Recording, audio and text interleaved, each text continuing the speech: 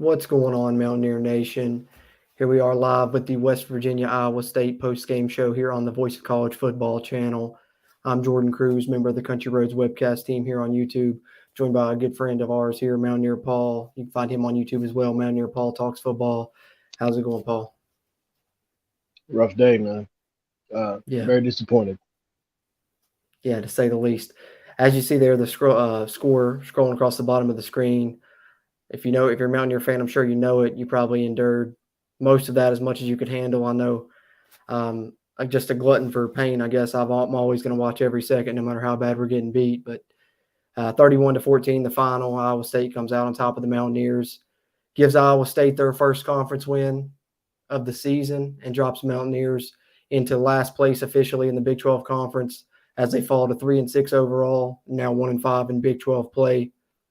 And it was just a terrible game offensively. I think, for what was, the second straight week really kind of bled what the way the TCU game ended offensively kind of bled into how they performed this game offensively, I believe. I mean, it looked like that performance of those late drives against TCU carried over to the basically entire game in this one. I mean, West Virginia really struggled, didn't even have 100 yards passing until the final drive of the game when Garrett Green was in for mop-up duty.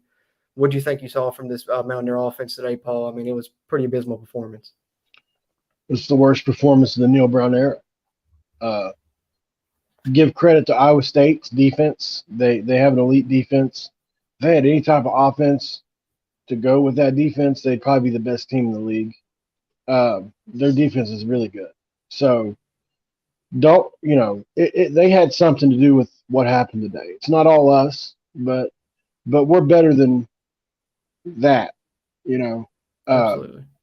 if Hugh Freeze is coaching this team, I promise that doesn't happen. Whoever, throw somebody in there, Jamie Chadwell. If he's coaching this team, that's probably not the outcome. We truly just got unlucky. We got a coach that was hot, that was coming off of 3 seasons. He coached at a school that typically has a good football team. John Summerall's there doing work right now. Troy's always been for the last 20 years a school that wins 8, 9, 10 games. Neil Brown got hot while he was there for 3 seasons. We got snake bit by it. That's just all there is to it. We Yep. picked up a coach that was hot, and he was a flash in the pan. He's above his head at the Power 5 level.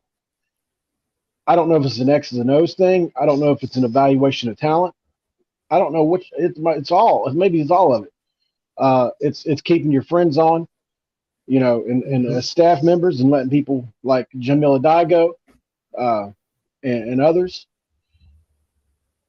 I just went off on a tangent, but No, yeah, I'm no, not I'm happy with with you. the offensive performance. It's I've released 2 videos on JT Daniels here in the last 13 days.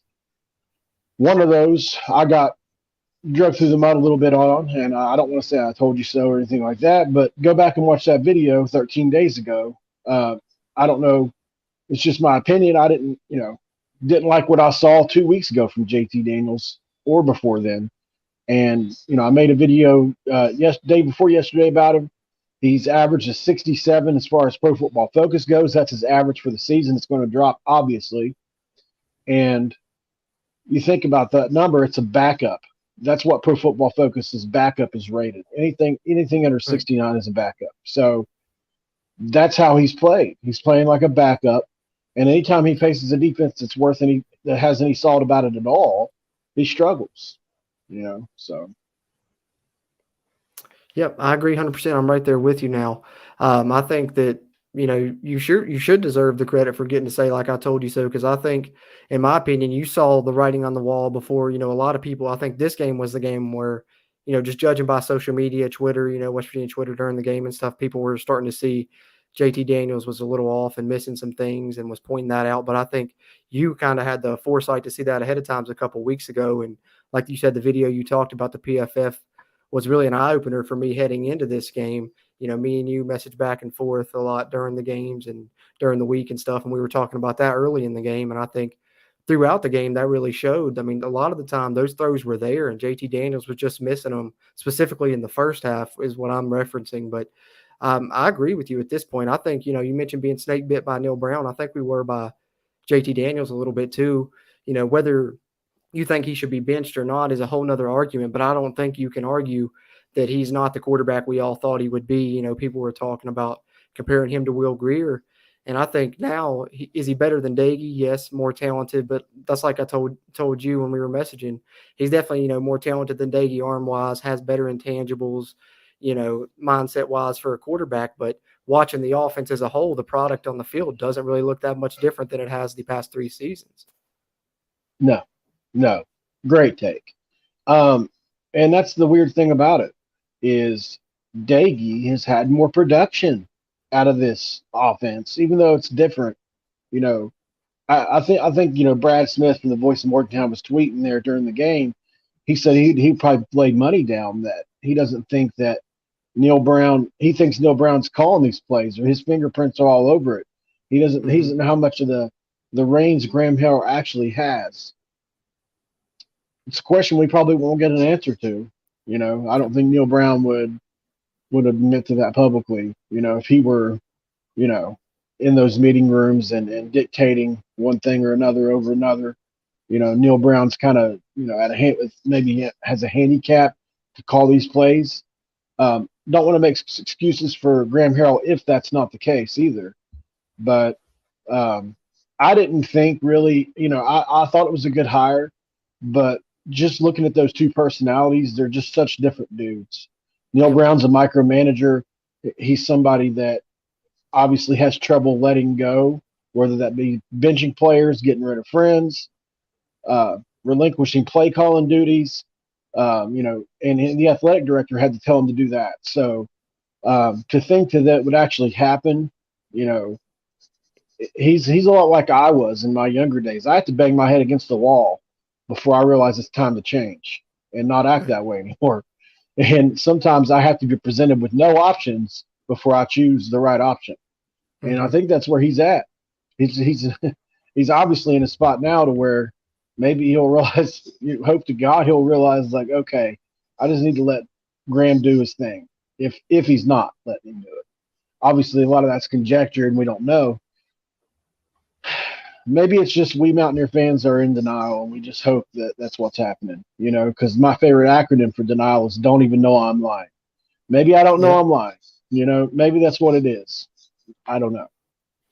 No, but I agree with you. I even mentioned as much, you know, last week because specifically I know last week we ran a play where Sam James kind of hid behind like our offensive line to take a end around handoff, and I know for a fact I'd seen us run that play in the prior, you know, Neil Brown years, and I've never seen Graham Harrell run that play. So I do think there's something to Neil Brown having a hand in this offseason. And my opinion on it was kind of that I feel like they gave Graham Harrell full autonomy as far as he's the one calling the plays on Saturdays. But I definitely think like the development of the offense and the scheme itself that they're going to use leading in the season, Neil Brown had a big hand in that. Correct. That's what I mean. Yeah, he's at a handicap as far as maybe the set of plays he's picking from isn't exactly what he would be picking from if it was up to him. You know, they've come to this agreement on these plays, but are there really, if it was up to him, all the plays that he would pick? Who knows? You know, I feel like if it was up to Graham Harrell, we would see a lot more up tempo than we've seen. This offense has no urgency. I think they saw the writing on the wall about the defense and thought, and probably come to an agreement that says, okay, so up tempo is probably not going to be good for this defense. We need to be a ball control type offense. The problem with that is to be to be a ball control type offense, you have to be able to execute over and over and over and over and over again. You know, you can't make mistakes from play to play. You can't have false starts on short yardage plays or goal line plays. You know, you can't have receivers running in the same area. Whatever kind of execution deal you have, when you run a ball control type offense, you have to be able to execute over and over and over again. Yep. And that's just not who we have. We don't have those kind of dudes right now. I think the 23 class, we're getting some, but, you know, can't keep a coach for the recruiting class. I think that's been well established by many players and coaches throughout the years. I don't know. In this transfer portal era, at the end of the day, whoever we bring in is going to have the ability, whether they do it or not, to change things and change them quick. It just all depends on who it is that we bring in, if we bring anybody in. Yeah, I think that's the question right now, right? Because everyone was kind of wondering, if Neil Brown would be able to save his job, and a lot of people were looking at this Iowa State game as potentially the most winnable game of the Final Four if you're going to get a few wins. And the Mountaineers needed to win 3 of their Final Four to get to bowl eligibility. They lost this one, so they would have to win out to reach bowl eligibility. I think when you lose to a team that has 0 conference wins, and not only lose, but you lose by 17 points, and as someone here in the chat pointed out, let me see if I can find it again. It was another embarrassing performance on the road that West Virginia put up, and that's kind of been the story of the Neil Brown era and of this team this season as well, is just playing terrible on the road. Here at Dr. Piv, brutal game again, no show on the road again. Absolutely agree. It also goes on to say, do not see how Brown survives.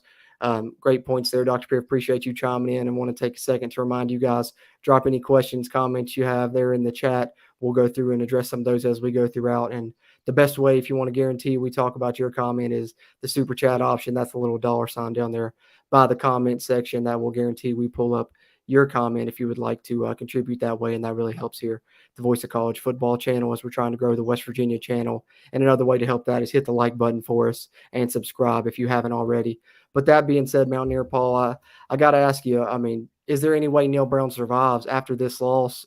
And do you think that it's even potentially a chance that he could not make it through these final 3 games? We could hear an announcement soon. Do you think it's even that dire right now? Well, yes, fire Neil Brown, but do I think there's a chance he makes it through these last few games? Yeah, I do, because he and Shane Lyons are in lockstep with one another. That's In a true. lot of ways, Shane Lyons is in bed with Neil Brown, and so when you look at it from that angle, who knows what the hell's going to happen? I think Neil Brown has dug his feet in. It's like when you make a decision in life and everybody criticizes it, you want to wait as long as you possibly can to come off of that, right? And I mean, that's just usually the male ego. I don't claim to know Shane Lyons, but even after this week, he thinks to himself, so if Neil Brown gets this team that just lost to Iowa State to a bowl game, which is still technically possible, then I'll have all the rope I need to hang myself, or however you want to put it next year, because that's what would happen. I don't think any of us are convinced that this 23 class is going to save Neil Brown. There's something about him and us that just don't mix. And I said it over time. I've said it a week ago. I said it 2 weeks ago. I've never seen a guy come in and change a culture like he did, be as likable as he is, have recruits talk about him like he is the next coming, the second coming. Parents talk about him like he's the second coming. You got kids going to Cincinnati. Their parents are putting out apologies on Twitter because of Neil Brown. Yep. I've never seen somebody be like that and not have any production on the field. It just makes no sense. It makes me want to tear my hair out. It's like I've been set up, like, golly, man. It's so frustrating. And so I just I hope a decision is made by Monday. There was a dude last I checked that was beating Arkansas today.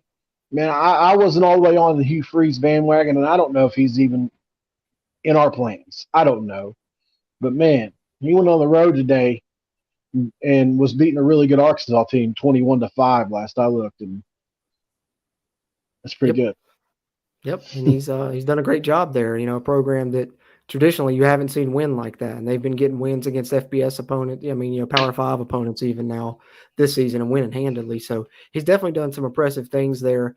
But I agree with you. It's the weirdest thing about Neil Brown, and that's what just doesn't make no sense and makes this whole era feel so weird.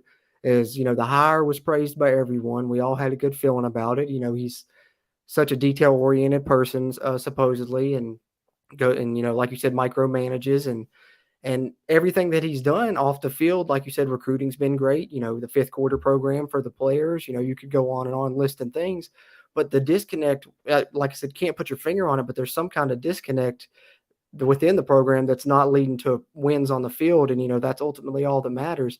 And it's just so weird and strange to try and point your finger on what it could be, because I honestly don't know. And like I said, I like the guy personally as a person and wanted to see him win here, but it's just not happening. So I agree with you. I don't know if I want to say it's imminent quite yet, because I think, like you said, him and Shane Lyons are in lockstep, and potentially who knows what could happen. But if it was up to me, I would definitely, probably go ahead and go, pull the Band-Aid off, for lack of a better term, by Monday, like you said. David Cummins here says, was embarrassing. We need to move on immediately. Lyons needs to go too. And I think that's a good point to bring up, because like you said, Lyons and Neil Brown are in lockstep. And I think Lyons is now to the point where he's going to have to put his foot in the sand one way or the other, because either he's going to ride with Neil Brown and try and give him one more year and hope he wins. And if Neil Brown doesn't win, then Shane Lyons probably knows he's fired too.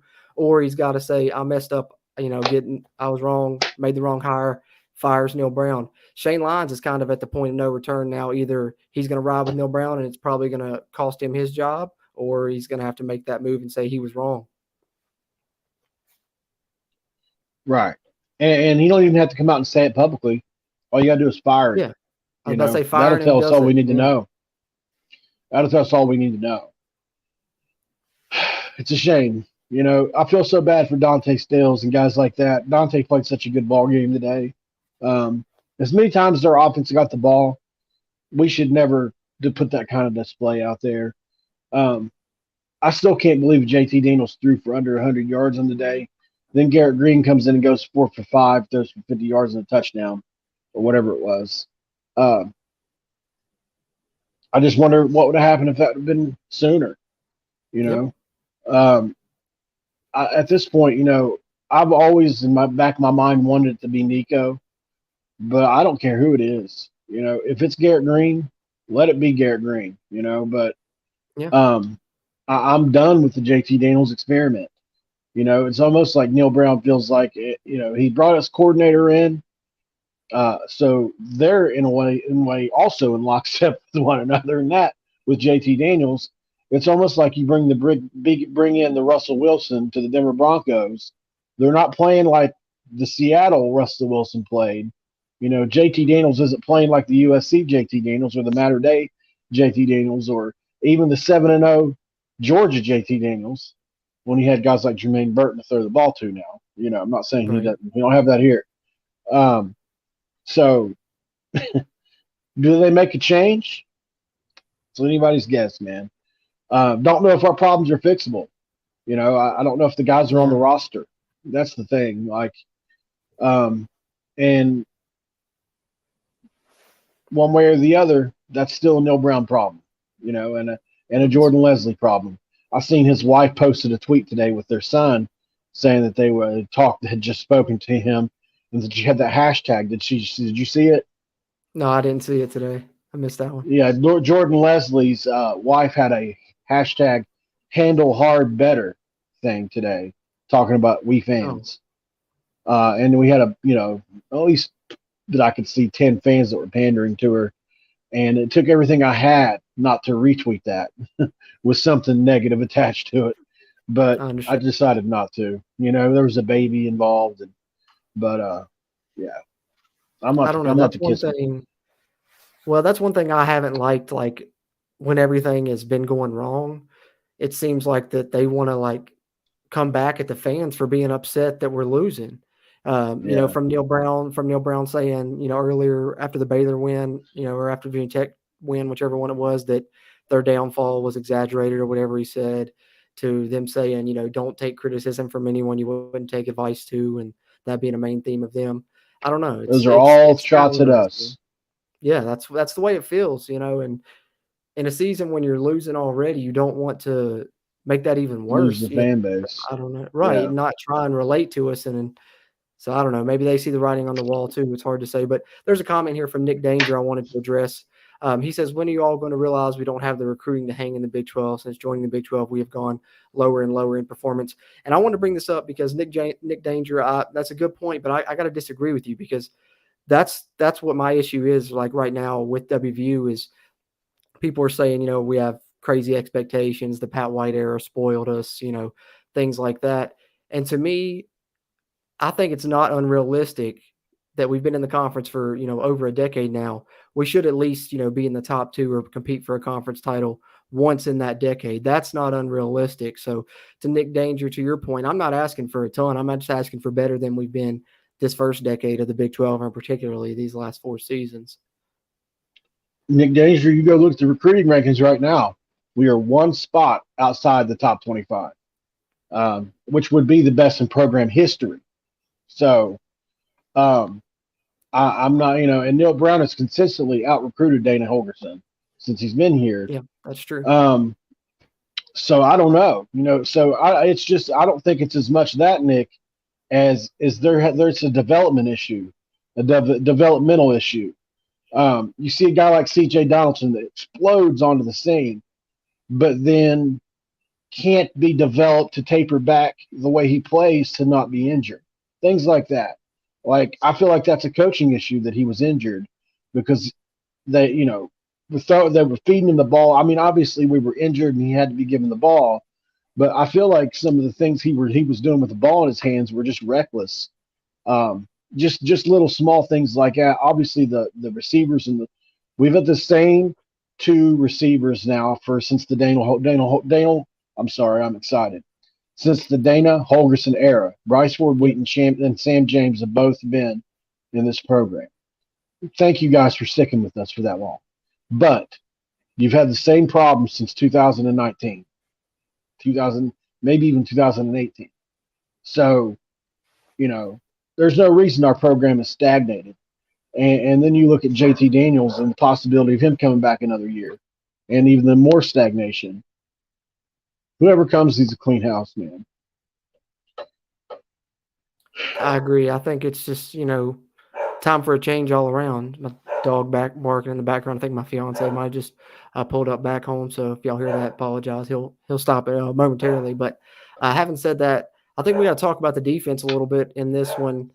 They've been kind of the downside all season, and I think they got worn down a little bit in the second half. But the issue that I had with the defense in this one was not really effort-based or anything like that. I thought they played good enough in the first half. Like I said, I think they got worn down late. But my problem with the defense is the same issue I've had with it all season, and that's poor tackling and costly penalties, specifically poor tackling. I thought really hurt us today.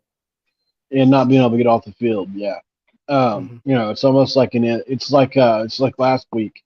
I think Texas Tech, if they didn't set a record for 4th downs, or not Texas Tech, I apologize, TCU, if they didn't set a record for 4th downs, I'm shocked. I think they were 10 for 10 at one point on 4th down. Was that what the number was? Yeah, it was up there. It was close to 10 for 10. I know it was so, it's not a surprise that coming into Iowa State. Now, the talent drop-off between Iowa State and TCU is pretty big, as far as offensively goes. But still, you can give up 10 for 10. It's not a surprise that you're giving up sustained drives to anybody. But I really thought coming into today, we had two early stops. And if you'd have told me that before the game, if I'd told me we had 2 early stops, I'd say, oh, we got them. We probably scored, at least 10 off of them. 10 points against that squad to me was going to be a pretty good start. But none of it's worrying, none of it's anything that I thought would happen this year hasn't happened. Literally nothing. Like, if you'd asked me to predict before the season anything, I would have been so off and so wrong looking through those golden blue colored glasses. But even things I would, try to answer logically and unbiased, I don't think would have been right. Nope, I'm right there with you. I predicted, I think 8 wins prior to the season on our season prediction roundtable show, as did I think we had 4 people on there. I think 3 of us had 8 wins, 1 of us had 9 wins, and a lot of predictions were anywhere from 6 to 8, 9 in that range. Nobody was really predicting 3 wins, very few and far between, anyways. If you did, shout out to you for doing that, for calling it. But shout out to the Big 12 media. Yeah, we're getting it that's right. True. They did have us 8th. They had us 8th when we maybe even worse than that. So, I mean, definitely, yeah, shout out to them for, seeing the writing on the wall, because we sure didn't. That's for sure. Blue Hawk 71 with an interesting comment that I think we could talk a little bit about, because I have seen this going around from some people that think this. because, how his performance has been lately. And I don't want to say that he's not because, like I said, pure speculation. I don't know one way or the other. But in my opinion, the one thing I will say about that is if JT Daniels is hurt, then why would you still be playing him if you're Graham Yeah. Harrell or whoever? Blue Hawk, you and I have had a few exchanges on here before. I respect what you have to say, man. But at the end of the day, this is a results driven business or world. And whether he's hurt or not, if you're going to step onto the field, you have to perform, whether you're hurt or not. It's either you come on the field and you play as if, or you step off the field and let somebody else get on there that will. Evidenced by Garrett Green going 4 for 5 in a touchdown. I don't know I know it was in mop-up duty, but I don't know that JT could have done that at any point today, even in mop-up duty. So if he is hurt, that's on him for either not saying anything or it's on the coaches for covering it up, because even college coaches are required to put those out there, that players are dinged up if they indeed are. So I'd agree. WV Mountain Lair with Kenny. What's going on, Kenny? Good to see you, man. He says no development period. And I think that's an what's up, interesting Kenny? talking point as well, because we can think about it. I mean, because I've tried to think about this a couple times, and outside of maybe, I guess you could say Zach Frazier, of course, maybe this Dante Stills, Jordan Jefferson. Those are the kind of the ones that come to my mind. But outside of that, can you think of many players that when they came into West Virginia have improved under Neil Brown's tenure? That if you saw them as a freshman or sophomore and they've gotten, Not outside the better to lines the of naked scrimmage. eye. Yeah, I think the lines they've done a good job of developing, but I think skill positions, the second level of the defense, I can't really think of too many. I mean, even think specifically like a guy like Sam James that was his redshirt freshman season was by far his best season. Neil Brown's very first season in 2019. Exactly. And what happened to him, obviously you would think if there was development that would have only gotten better. What did he catch that year? Like 69 balls for almost 1,000 yards, or did he go over 1,000? No, I think he ended up with like 800 or 900, I think. Yeah, 800 something, which is a good season in college. Really frustrating, man. But yeah, outside the lines of scrimmage, my Alexa's going off. Give me 1 second. Okay, no problem. No problem. Go ahead, man. Let's see what we got in here. Go to chat here. Appreciate you guys tuning in and chiming in, of course, here live on the Voice of College Football channel, and we are on the West Virginia channel at the Voice of College Football. We're still trying to grow that, so if you're in here, 2 things you can do to help us really grow that is like the video. That'll help with the YouTube algorithm, and subscribe to the channel if you haven't already. Plenty of West Virginia football content coming out on the West Virginia channel here at the Voice of College Football, and we are here after the West Virginia games all season with these post-game shows. But appreciate you guys, and you're always more than welcome to chime in with your questions or your comments as we go through. Let's see here. Rich Francis asks, with our recent commit yesterday, do you guys think kids are committed to WVU or Neil Brown? Can't see how they would commit given the current state of the program. Well, I mean, I think that kind of obviously getting that 4-star Traylon Ray kind of goes against that and shows that they are still willing to. And, I know I watched you and Coos, cover the commitment Mountaineer Paul, and I thought that was an interesting thing you guys brought up is, does this show that maybe the coaching staff is being given reassurances to help them land guys like this? And I got to hope that that's not the case with, what we saw on the field today, but I think it's also, you can't rule out the fact that the coach can tell a recruit anything that they want to hear as well. The Traylon Ray situation is unique to me because I think the selling point to him would be, this is if I was a coach, do you want to go to Tennessee? And they're really deep at the skill position spot.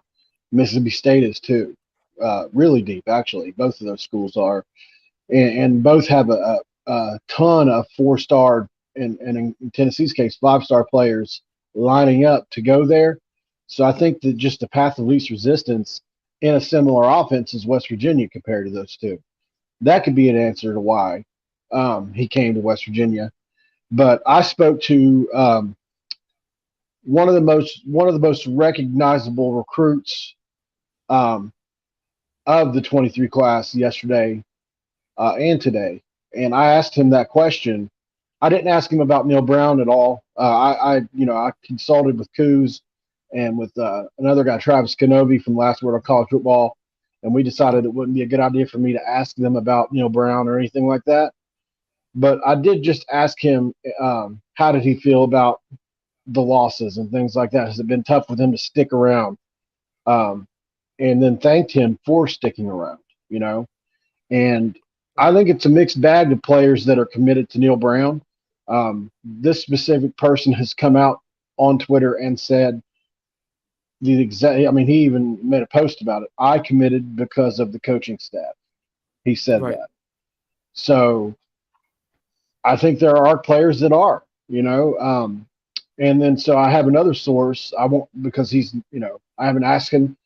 He has a source, and apparently what he was told was that Neil Brown is one way to these kids in the recruiting process, and then when they get in the building, another way. And that's why the exodus has been what it's been of players coming and going. So, not really sure. You know, this is all hearsay too. You know, don't take it as Right. gospel. But I mean, I know for sure that these things were said to him. You know, Yes. but still, I'm not there. I don't see how Neil Brown is with these kids before and after or anything like that. So, you know, I don't want to paint a picture that's not true, but this is what people that are saying that have either these are former players saying this. In this case, a former player at West Virginia said this. So that spent 1 year with Neil Brown, his last year with Neil Brown. So really interesting. That is very interesting. Perfect timing. Nick Danger says, one of the most promising receivers, Ollie Jennings, left because of Neil Brown. So that goes right along, Right. with what you're talking about Well, there. And Tyke Smith as I, well. yeah, and I think where there's smoke, there's fire. You don't have that many departures for a reason. And I think particularly it's really interesting, or I don't know, something that you don't see a lot is that West Virginia had 4 transfers from the same, position group this offseason when they lost, 4 defensive backs, right? Wasn't it 4? So, I mean, that's not something you see a lot. I don't know. So that Yeah, maybe and it's then I not even mean, just Neil Brown. Maybe it's some of the defensive staff as well. well, and then if you go back to the season before that, you lose Tyke Smith. We lose the kid to Auburn. What was his name? Jashawn Miller. Deshaun Miller, who was really good for us. He and Tyke Smith are a part of, if not the greatest, one of the greatest pass covering teams in our history. So that 2021 defense. So, or is that 2020 defense? 2021, right? 2020, I think, was the one that was up finished ranked high was 2020, That's I right. believe. And then 21 was also really good. 21 was pretty good too. Yes. But yeah. So, but anyway, in Tyke Smith's case, he was asked to move out of that spear spot to just a traditional safety spot, Right. and that's why he left. So Yeah, I think he thinks sucks, his man. future's probably at corner. Yeah.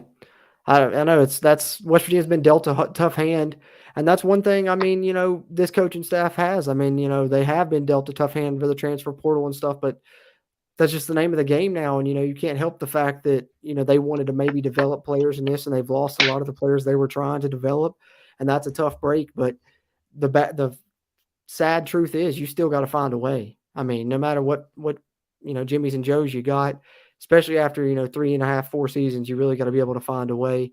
Dana Smearman here in chat says, I've been watching WVU football for 40 years, and I don't remember a team coming out flat as often as in the Brown era. I mean, I'd agree. It seems to happen a lot, few times this year. And, you mentioned something about a former player, and that made me want to reference that accompanied with Dana's comment there in the chat. Made me want to reference this tweet that I did see post game from a former player. And that's Terrell Chestnut, who I know we all know is pretty active on Twitter.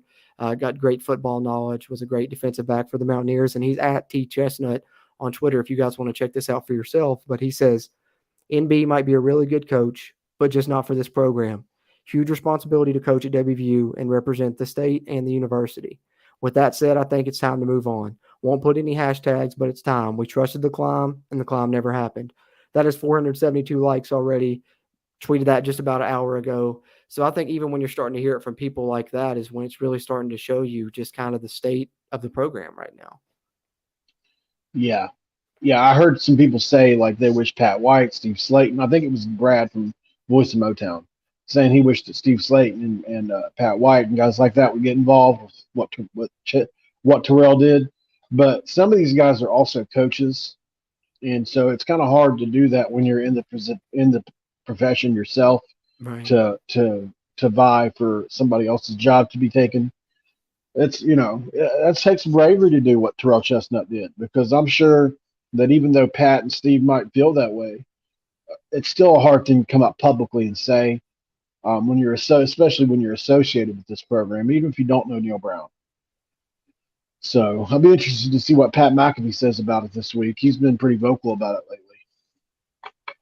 Yeah, and he's a guy that can be, I think, a voice for West Virginia to help guide that ship. Really, I think when you get the outcry Yeah. not only from the fans and you start getting it from these celebrities and personalities that are important around the university and around the football program, that's when the athletic department really starts to listen, or will have to really.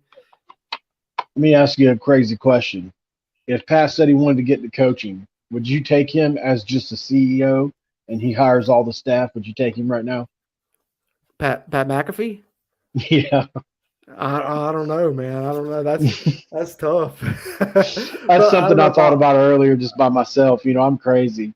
I thought, Oh, man, what if Pat McAfee wanted to it's be a crazy. coach and he could just hire whoever he wanted? We would win. Hey, I bet we would win. well, the one thing I was going to say is, I mean, he's the one thing you can say about Pat McAfee is everything he's tried to do, he's been successful at. I mean, Everything he touches turns to gold. Yeah. yep. So you never know. Oink Yeah. I Oink bet asked the he's question here. What's the buyout for Neil Brown? Was it 16 or is it 20 million? 16 million, and it would probably be paid in a lump sum of 3 seasons, according to a lawyer friend of mine and Guz's. So it's not something that would be paid all at once. It could be negotiated down. There's language in the contract that also protects the university, so it's not all geared towards Neil Brown. But some people think it can get down to as far down as maybe even 9 or 10 if they, because they obviously negotiate. Right. It's hard to say. Neil Brown's a proud dude. I wouldn't expect him to give up any ground, though. Just knowing him and how he's been, he won't even make a quarterback change. When Daggy was playing like he was playing, He's not going to make now one it's this starting year to get like either. It that doesn't look JT. like. No, he'll go down with the JT ship. Yeah, he will. Oh yeah, 100%. I think it's out of fear too. I think it's based out of fear. Oh, I think they feel like they owe it to him. Like he came here for what probably is maybe his last season. Like, well, we got to let him finish the year at least. I think that's probably how they feel. Yeah. But I'm like, well, if you're doing that, you're going down with that as well. With the way he's been the past few games. Let's be honest. Yeah. It's been tough, man. Who was your player of the game? Oh man, I don't know. I thought if I'm going defensively, Dante Stills. I mean, he had 3 TFLs in the sack, so continuing to grow his lead as the all-time TFL leader. Offensively, I mean, I thought Justin Johnson looked pretty good for a few carries that he had. Moments. He had his moments. I don't know. It's hard to say, like especially offensively when you have that bad a performance. It's hard to pick one out. But if I had to pick one, I'll say I guess Taj I'd Austin. Dante. Since you said, Yeah, Austin. So Yeah, I'll say Taj Austin since you said Dante. Proud of him. He's had a tough season. He's been benched, and he's played really hard for us, even though he's been benched. On offense, I'll just give it to Zach Frazier because we never hear his name anyway, whether it's bad or good. Hardly, he's just a silent assassin. And Absolutely. I don't remember seeing too much pressure come up the middle today. No, you're right, and I think that's somebody what about to say something about Jeff Grimes. Yeah, I was about to say somebody was right here. Oink Oink said, "I think Jeff Grimes would be a good hire if W wants a home run hire Rich Rod could always back. Dude had Arizona in an NY6 bowl. So I guess two guys. What's your opinion there? I know the Rich Rod thing's been going around lately. Like seems like that's really been sparked Right. up. What's your thoughts on that? And then Jeff Grimes, I think, is a candidate, but I don't know if I want another coordinator experience. Neither one of those hires would, I don't know. They wouldn't set me on fire. I've got, if you go check out Mountaineer Paul Talks Football, I've got a list of 5 coaches I think would be good, and I'm also going to be making just a regular list. The list I did last week was minorities only, but I'm going to be doing just a regular list. I'll tell you somebody who I don't know who I talked. I put it out on Twitter today and got a little bit of backlash because obviously he may not ever leave, but I thought Pat Fitzgerald is a really underrated guy that I think would do He's a well good at coach. Morgantown. Anytime you've won double-digit games at Northwestern and you have 5 winning seasons there, I don't care if you're 1-7 this year or not. He and David Shaw remind me of each other so much because I think they're both really good coaches that have, especially David Shaw, who's had 5 double-digit win seasons at Stanford. And those are 2 similar programs in that their academics are very strict. Northwestern's almost as tough to get into as Stanford. So you're recruiting from a very limited pool for both those programs. Really hard to get the kind of players that you could get at West Virginia, even. So be interested to see if one of, it's very, very unlikely that one of those guys go to West Virginia. But man, when you're just trying to find guys to say would be good, those guys would be good. Yeah, I'd agree with you on that. I think definitely go to Mountaineer Paul Talks Football on YouTube. Check out his video on that and look for his one coming in the future. Sub him up if you haven't already, by the way. But I'd agree with you. I think the one thing that I want from this hire, I haven't made a list yet or anything myself. I kind of want to wait till it's official before I do, I guess. But the one thing I think I'm going to look at is if I make what I may do, the way I've thought about it is I may have like a list of guys with Power 5 experience and then do another video with a list of guys that are assistants and then maybe a list of guys with WV ties and just kind of have the top 5 of each of those. But personally, I really want West Virginia to hire someone with Power 5 experience as a head coach because as a school and as a program, we've never really done that. It's always been up and coming assistants or a group of 5, type hires. And so I think that at this point, especially when you just tried a coordinator 2 hires ago and that didn't really work out, fully the way you wanted, and you just tried a group of 5 guy and that didn't work out the way you wanted. I think now you got to go try and get a guy with Power 5 experience. So I like the names you named. A name that I've heard that I like a lot. I don't know if West Virginia would have a shot at him. I don't know if he wants to get back into coaching, but that would be Dan Mullen. That's kind of guy that's kind of popped up for me lately that I've liked to hear. Dan Mullen, huh? Yeah, he's certainly better than what we have. Yeah, that's better than what we have. Yeah, that's the main thing right now. Is at this point, I think anything you're not going to be mad no matter what. Everybody's going to have their favorites, but it's almost to the point where it's just like we all want to see a change overall, and we'll ride with whatever. But it's going to be interesting and fun to speculate and figure that out as it comes along as to what way it's going to go. The only thing I would say against Mullen is I don't think he's coached a team during the transfer portal era yet, has he? He's been out of coaching for like 1 or 2 years, right? Yeah, I was going to say Florida. It might have been like his last year at Florida was like when it first kicked up. Maybe I think I can't remember. If not, then he missed it by a year, one of the two. But no, he hasn't been in it a lot. I would want a coach that has experience with that. Not all coaches have had experiences with the portal, but not like it is now.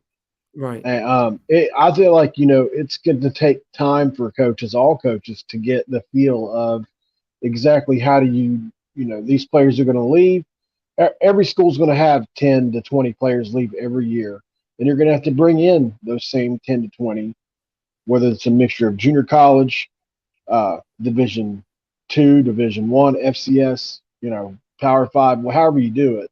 But there are going to be coaches eventually here in a few years, once we're able to look at the numbers, that you can say have maybe a niche in that area or something like that. They're really good in that area. And I would like to be ahead of the game and maybe just land on a hire that's just good at that. because I think that's going to be a really important part of football going forward, maybe even more important than traditional recruiting, and I don't see why you couldn't say that it isn't. You can't develop players like you used to anymore. And so some people's school of thought is, okay, so you go out and get kids that have already transferred once that have a lot of upside, and maybe that's the way to go. That way they Yeah. can't transfer again, and you've got them for 3 years. That's one Yeah. school of thought. The other is to just get a bunch of one and dones and bring them in every year. A lot of different ways you can go about it, and it's going to shake out to where somebody's doing that really good. Who is it? That's who I want. Yeah, and West Virginia needs it. Being typically in the past, being a developmental football program that's had success. Once every 4 years when they've got some guys that they've coached up. That's the formula that Neyland used, and even Rich Rod to an extent. Of course, he had lightning in a bottle with Slayton and White, but I think now with West Virginia, you need to be able to make the transfer portal a weapon for you to where you can have success with it, and you need a guy that's going to be able to do that.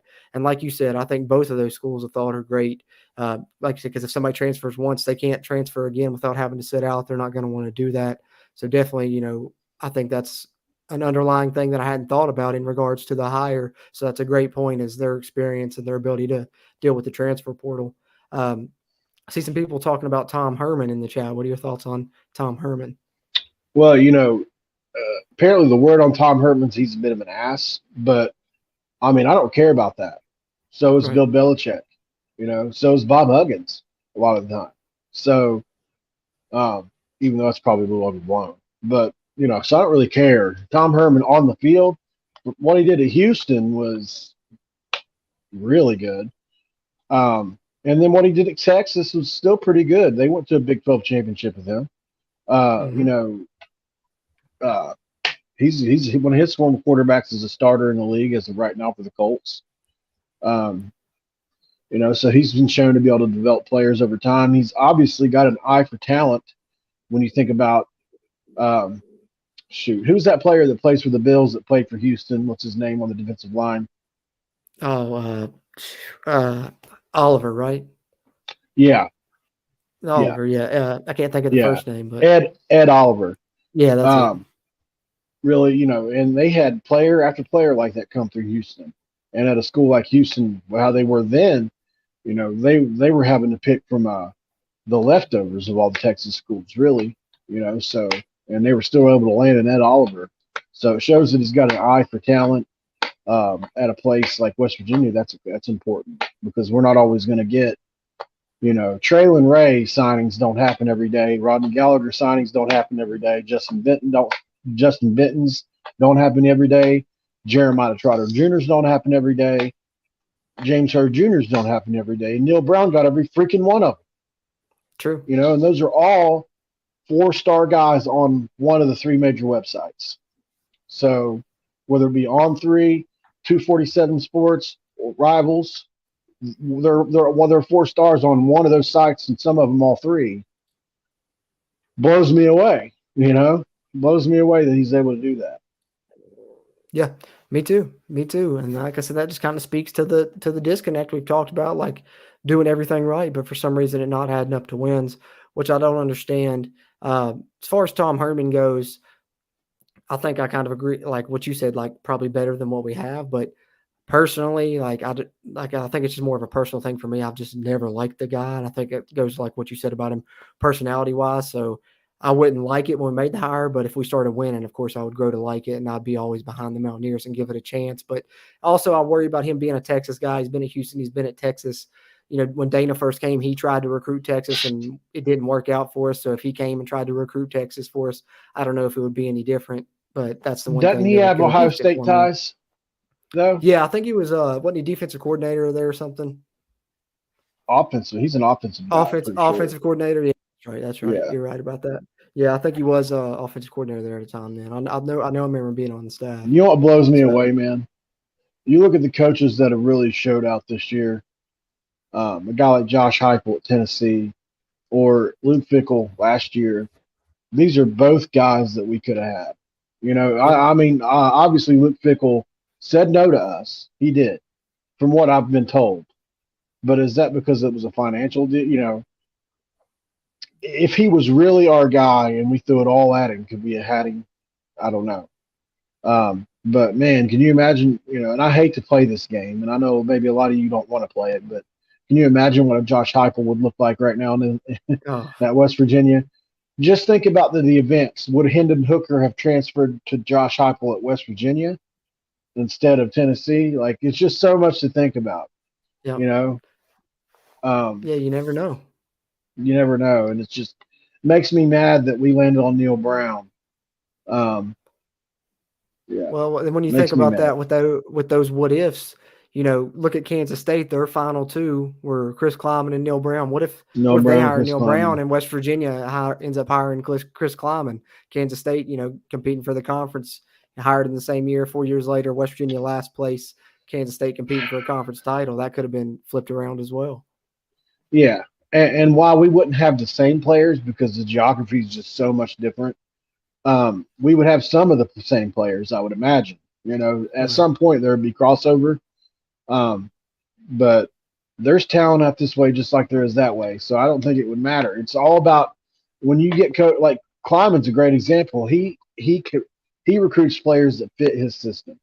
You know, they don't have to be uber talented as long as they fit the system. It's all like what Belichick's been doing for since 2000. You know, in New England, even though it's fallen off a little bit here the last couple of years.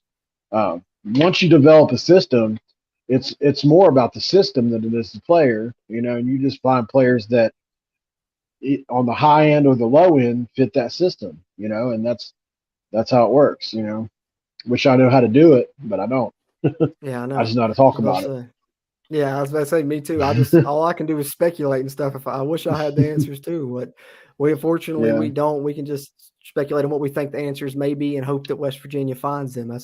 That's all we can do. But Old Golden Blue Show here in the chat brings up one of my personal favorite candidates, especially talking Group of Five candidates.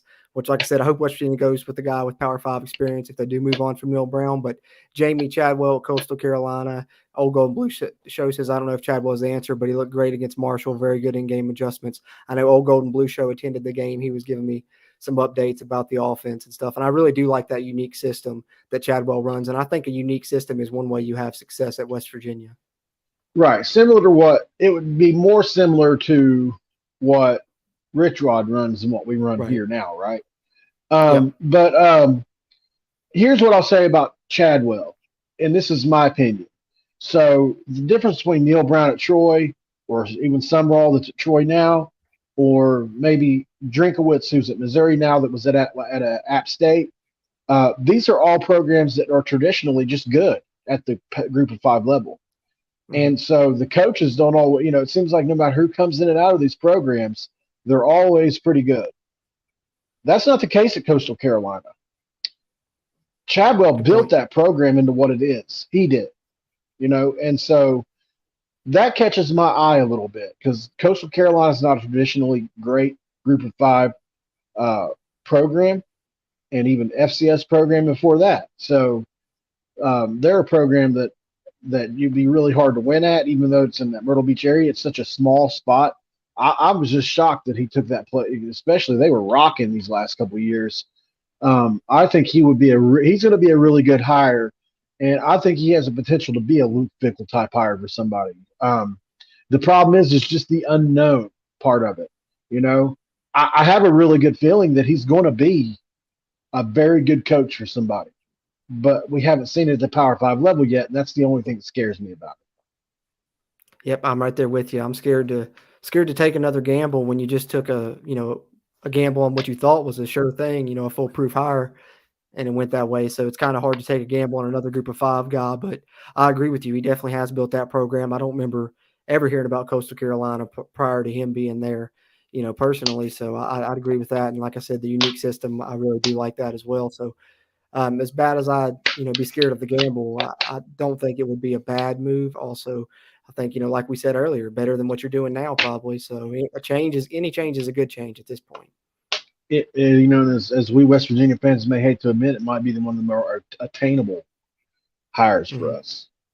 Yep. Um, That's one thing we you got to think know, about, because if we're paying that buyout, we may not be able to, flex and spend as much as we'd like to on the next coach.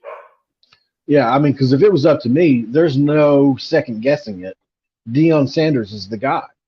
If you can get any coach you want, it's Deion.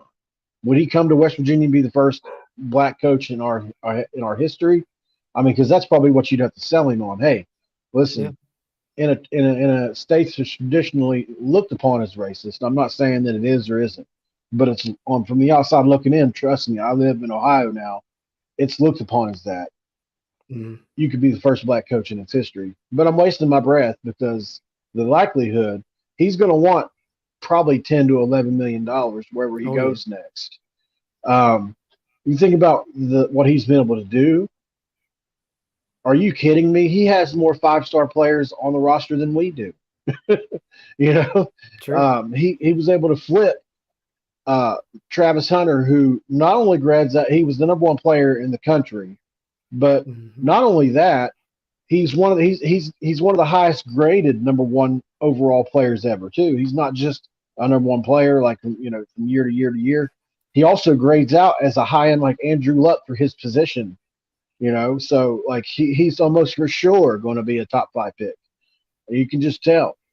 So wild, man. So I mean, he's able That's to do that impressive. there. What could he do at West Virginia or wherever else he goes next is going to be a top 5 recruiting school. You can book it. Oh, guaranteed. There's no doubt about Guaranteed. it.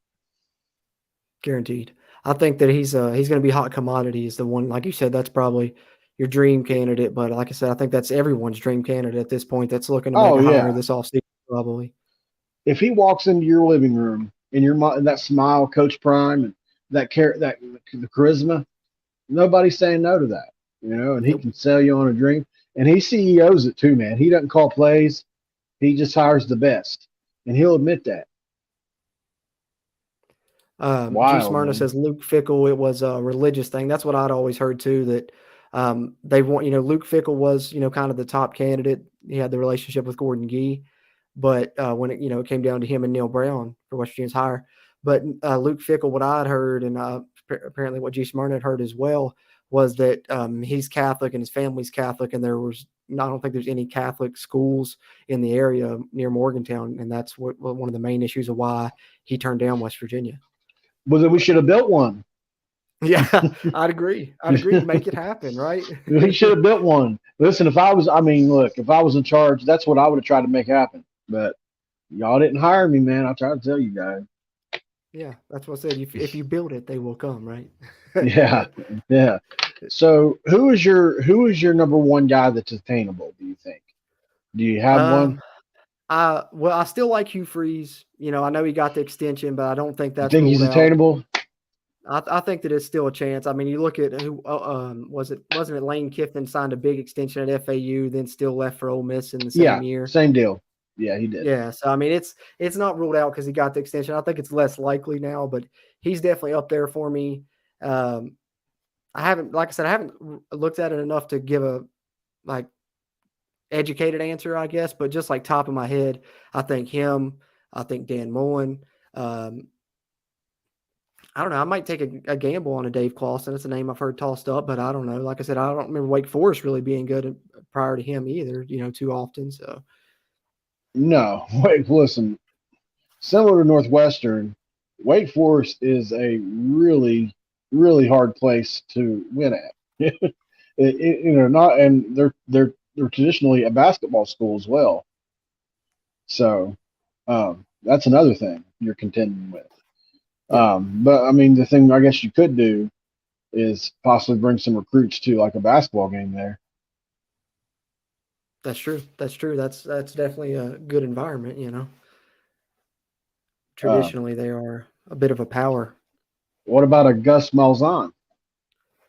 I wouldn't be mad about that. I mean, Would that be a that's a lateral guy that move I now? wanted.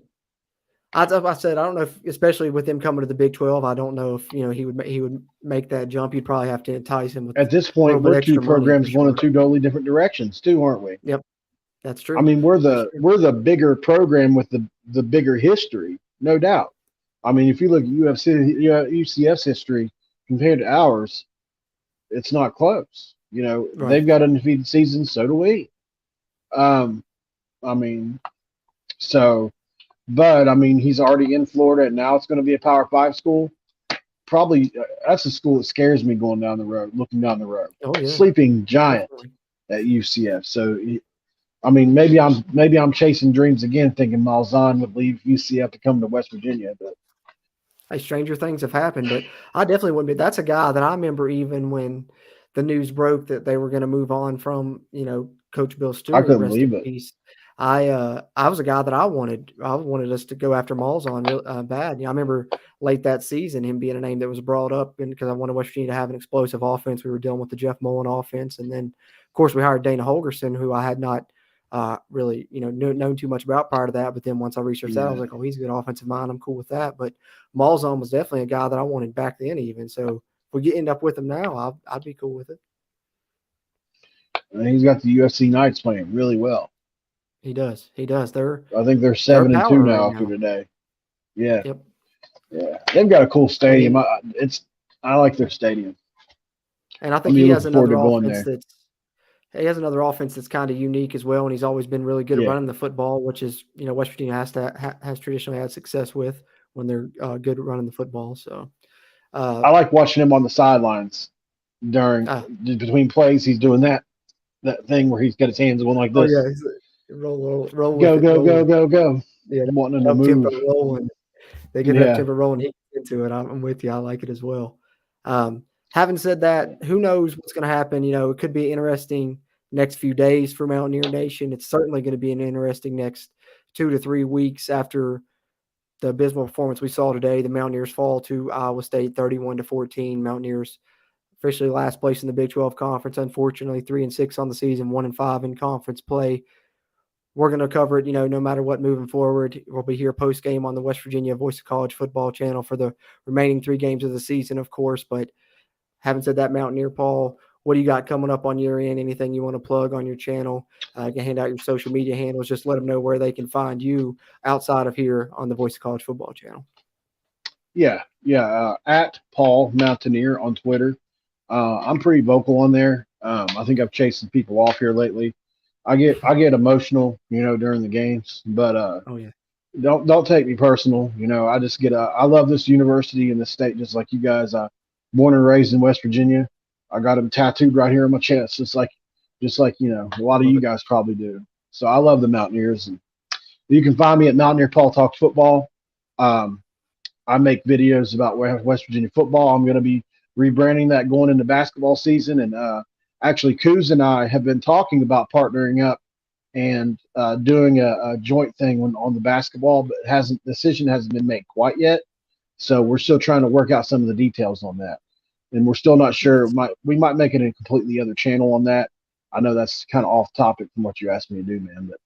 But No, you're good. so coming up on Mountaineer Paul Talks Football, actually starting next week, I'm starting a new project, but it is football related. So if a lot of you guys are interested in it, it's going to be women in the sport of football, basketball, that cover the sport from a journalism type perspective. Also in the debate arena. I have 2 ESPN employees lined up to do this. We're going to be talking about their journey from when they were just hoping they could be talking about sports or maybe playing sports to where they are now as journalists working for ESPN. I've also got a lady that's named at the Coach Melissa on Twitter.